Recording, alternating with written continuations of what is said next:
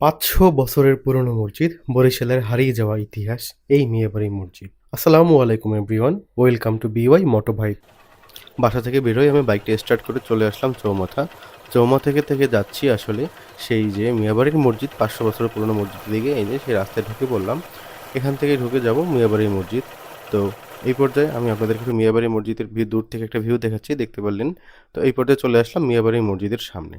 এই যে মিয়াবাড়ি মসজিদটা দেখতে পাচ্ছেন, এটা মোগল আমলের না একটা অনন্য নিদর্শন, এবং মসজিদটা এখনও ভাই সেই ৫০০ বছরের পুরনো মসজিদ এখনও খুব সুন্দরভাবে দাঁড়িয়ে আছে।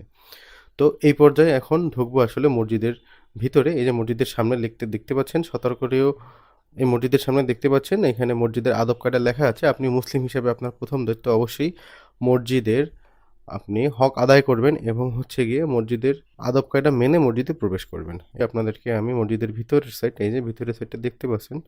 তো মসজিদটা না আপনারা নিজেরা না গিয়ে দেখলে বুঝবেন না। আর মসজিদের সামনের ভিউটাও খুব সুন্দর।